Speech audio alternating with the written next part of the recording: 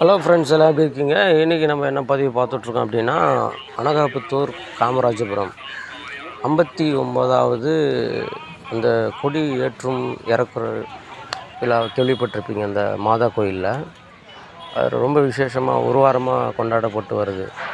So இன்னையோட last நாள் நினைக்கிறேன். ஃபைனலாக முடியும் போது அந்த மட்டன் குழம்புல ஒரு விருந்து வைப்பாங்க. ஸோ நிறைய பேர் அந்த சைடில் இருக்கிறவங்களுக்கு தெரிஞ்சிருக்க வாய்ப்பு இருக்குது. புதுசாக யாராவது இந்த பதிவை பார்க்குறீங்கன்னா, அடுத்த வருஷம் இதேமாரி ஜூன் மாதத்தில் ஸ்டார்ட் ஆகும். ஒரு வாரம் நடக்கும். ஓகேங்களா? நான் கண்டிப்பாக இந்த மாதிரி பதிவு பார்க்குறவங்க, அந்த நியர்பை அந்த சரௌண்டிங்கில் இருக்கிறவங்க, நீங்கள் மாதா கும்பிட்றவங்களா இருந்தால் கண்டிப்பாக நீங்கள் அதில் பங்கேற்று ஒரு சிறப்பாக ஒரு திருவிழா மாதிரி அந்த ரோடில் பார்த்திங்கன்னா எல்லா வீட்டுக்கு தேவையான பொருட்கள், அப்புறம் இந்த அதிகமாக லேடிஸுங்களுக்கு தான் அந்த கம்மல், வளையல் அந்த மாதிரி, அப்புறம் பசங்களுக்கு அந்த விளையாடக்கூடிய அந்த ராட்டினம், இந்த மாதிரி பழைய வீட்டுக்கு உபயோக பொருட்கள், அந்த மாதிரி நிறைய ஏகப்பட்ட விஷயங்கள் இருக்குது. அந்த வீடியோவில் நீங்கள் பார்த்தீங்கன்னா தெரியும். நம்ம எல்லாமே ஷூட் பண்ணியிருக்கோம். ஸோ கண்டிப்பாக இதேமாரி அடுத்த வருஷம் நடைபெறும் பொழுது நீங்கள் பங்கேற்கிறதுக்கு ஒரு பிரயோஜனமான ஒரு பதிவான ஒரு வீடியோவாக இருக்குன்னு நம்பி தான் நான் பதிவிடுறேன்.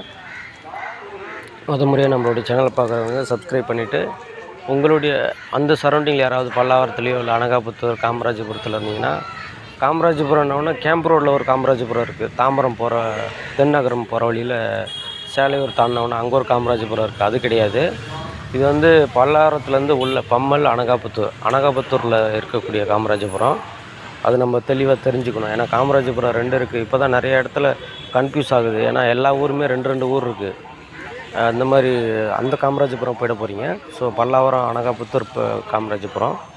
அதனால் கண்டிப்பாக நம்ம அந்த திருநீர்மலை மெயின் ரோடு, நீங்கள் பம்மல் அந்த போலீஸ் பூத்துலேருந்து உள்ளே போனீங்கன்னா திருநீர்மலை மெயின் ரோடு, அந்த மெயின் ரோட்லேயே தான் நடக்குது இது.